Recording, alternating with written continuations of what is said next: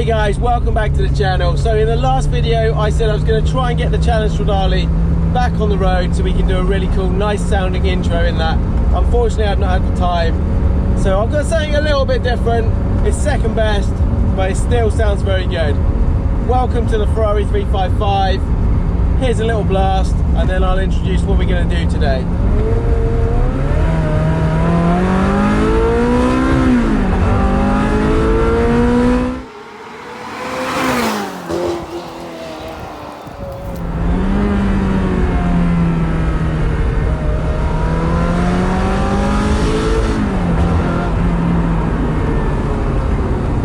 Music to your ears. That's right guys, your eyes do not deceive you. I am back on the Ferrari 308 project. It's been a long time coming, my bad. I have done a lot of things in between. We've done the 348 project, we're doing the 456, we've done a lot of technical updates on the other Ferrari stuff. So the time has come to work again on the 308. For those of you who are new to this one, haven't seen the previous videos, here is a quick short summary update of what's happened so far. So it's a classic Ferrari. It's been fighting me every single step of the way ever since I bought it from a dealer in America, shipped it over to the UK. We got it cheap. There was obviously a reason for that. I've had my work cut out on this build, and basically the dealer had disconnected, he'd gone through the car, disconnected all the connections in the engine bay, obviously trying to fix a fault himself, gone through, disconnected most of the looms inside the car, so that was an absolute nightmare. I've had more engine issues than a Formula 1 team on this one. The electrics in it are literally quite shocking, no pun intended, and it feels like I am single-handedly trying to rewire the Death Star. So what have we done? We have tried the fuel pump. We replaced that to start with. We went through and we did things such as the battery that gave us loads of problems with that. We put a new one in eventually. The fuel system, we tried lots of metering systems and like the fuel injection parts there. Compression test, we then discovered that we had a bit of low compression on one of the banks. Further investigation, we took out the cam covers and looked at the belts, and it appeared that one of the belts was had slipped, it was loose, our cam timing was out, and basically after replacing the belts, putting new belts on there, we had to then put a new pulley on, which was an absolute nightmare. We had to figure out a way of doing that without stripping out the whole engine. Finally, we got it all started. We had a nice little drive in the car and drove off into the sunset, except it wasn't the sunset, it was snowing and the car conked out. We got it back, and that's basically the story so far. Okay, so that was a quick summary and the story so far on the 308 series. What is the plan today? So the next stage on this car is, it was a US import car, the same as the 456. It actually came from the same place, and it was again a gamble car, a non-runner. This one took a little bit longer to figure out. It was a little bit more complex. We found out eventually in the end that it was obviously to do with that cam belt in the engine that had slipped a couple of teeth and was causing us lots of problems getting the car started. Fortunately, it didn't bend any valves, so we're all good there. We still need a tune up back there, but the next stage on this is to try and get it registered here in the UK. In order to do that, I need what's called an MOT certificate. That is where the car goes through a long list of stringent checks to make sure it's all safe and it's all roadworthy. This car is not able to go through that right now. There is so many things that are wrong with it. Engine was one of the big ones. I still need to tune that all up, make sure that's all good and strong and healthy and reliable. Still need to put cam covers on that, gaskets and stuff like that, so we got no oil leaks. But there's lots of little checks such as lights, horn, brakes, handbrake travel, all kinds of stuff like that, and that is what we're going to go through next. I'm going to do all the simple stuff, get it ready, get it up to speed so it can put it through a test before I then go through and do all the bodywork, all the conversion through to Euro spec. We're going to make sure I can get it on the road. That way I can drive it around, I can get it back to my garage where I've got a few more tools, and we can really crack on with some of the other stage kind of 3 part of this build later on. Before we do anything on this car, it's been so neglected. It's been sat here for months. It is dirty. We've got chewing gum on the bonnet here. We've got grime everywhere, dirt everywhere, bird crap. So let's give it a really good clean up and start fresh.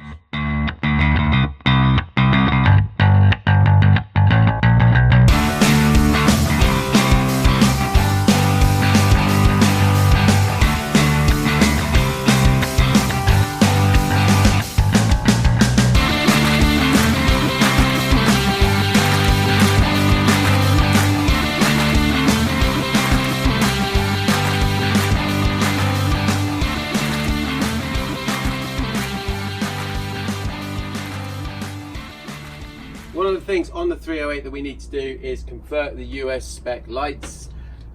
Here's my Euro bumper. It needs to be refurbished, but this is going on the car. Remember, we've got these massive rubber bumpers on the US car.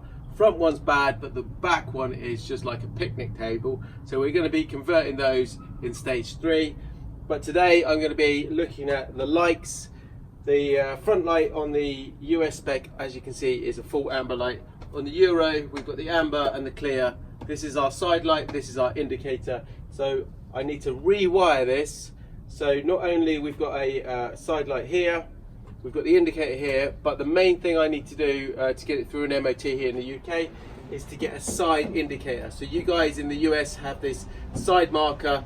I'm going to convert the US side marker into a Euro spec side indicator, so it flashes when the indicator flashes.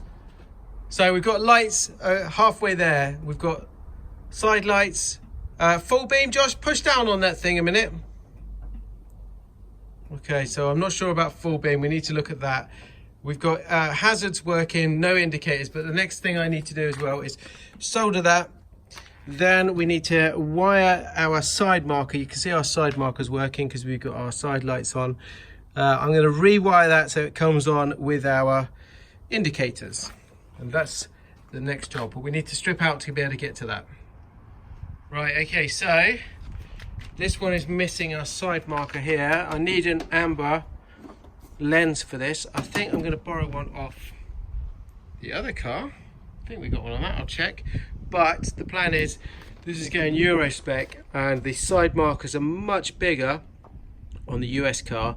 We're going to have a nice thin one going on here eventually anyway, after we got this through its MOT. I'll to remove the other grill here, and then what I need to get to is this wire here, which is our side light, our side marker. I need a new lens, and then I'm going to convert this to make it an indicator. But first of all, we're going to check if that bulb works. Okay, turn it on, Josh. Right. First of all, you saw the nice motor moving there, but now the cool thing is that side light is working. So I'm going to use this wiring harness, and I'm going to splice that into the side indicator. Down to one last bulb here on my side indicators, and that is stuck in there, so I'm just going to try and get that out, replace that, and then everything at the back is working. Let's go side lights. Oh. Yep, okay, turn those off. Hazards. Brilliant, okay, turn those off. Reverse. Cool, and then out of that one, and then brake. Yo, 100% success at the back. So I'm just going to go through those jobs one by one in no particular order. I'm just having a look around the car now, just to see what is happening. So we've got the horn. Now it looks like I have an aftermarket one down here. This is like the compressor. And then if we look through the grills here, there seems to be the two kind of trumpets. Now that I've got the old trumpet also down the front there, but there's no wiring to it, so I'm presuming that doesn't actually work, and that's why this aftermarket one has been fitted. I'm not sure, I don't recognise that from my old 308, so I'm presuming that's an aftermarket, but I will double check. So I'm going to take out this grill and just check to see if the wiring here is going down correctly.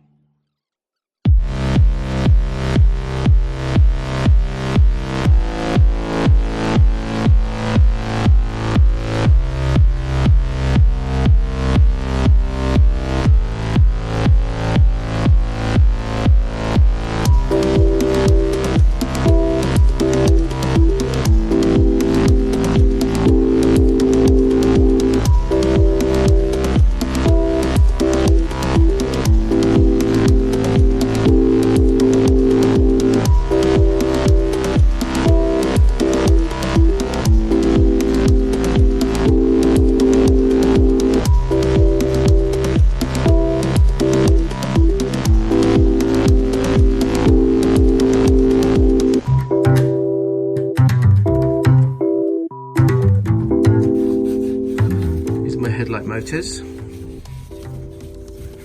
but my tubing to these, which is so I have tubing here. Now I don't know if that was connected or not, but we're going to check that, reconnect it and see if we've got any horn. Okay, horn's good at the front, nothing's happening here. I've got clicking, that's underneath the dash, so there's nothing to do with this. Let's pop this off, have a look. Aha! That would be why that doesn't work. It's not even wired up, and there's no wires in there. So, someone got an aftermarket compressor and horns at the front. Someone rewired another switch in here with a horn. Let's have a hunt around, shall we? Okay, here's a good one on the horns. So I looked at my relays and I had nothing in the horn one. Now I don't know if I got the right one in here at all, but I had a spare relay. Fits okay at the moment, so I've put it in there. Obviously I'm not going to get anything from the button because there's no wiring to it, but if you listen to this, when I move the steering wheel, can you hear that? Listen to the relay. So I've obviously got wiring to a contact point in here. So we need to take this off, have a look now. In order to do that, I need to get, I've got underneath the car and had a look at all the wiring underneath here.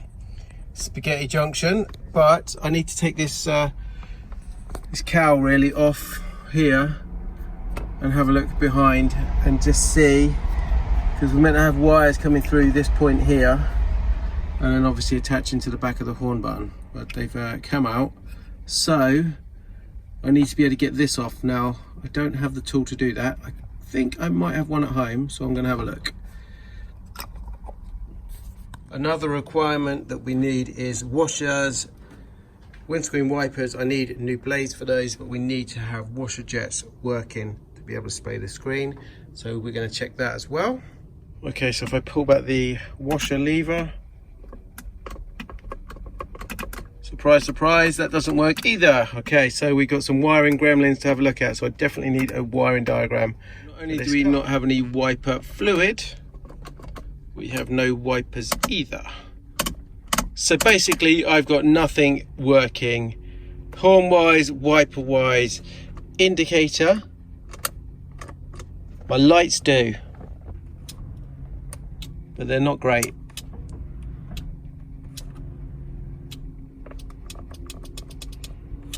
Okay, so we need to have a look at all the switch gear around here. I'm going to clean up the contacts, and that's probably all I can do today until I've got a wiring schematic.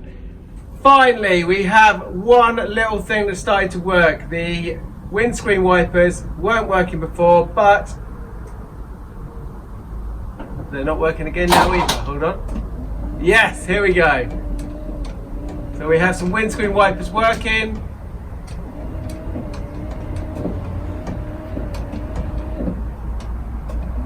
Do we have various speeds? Yes, we do.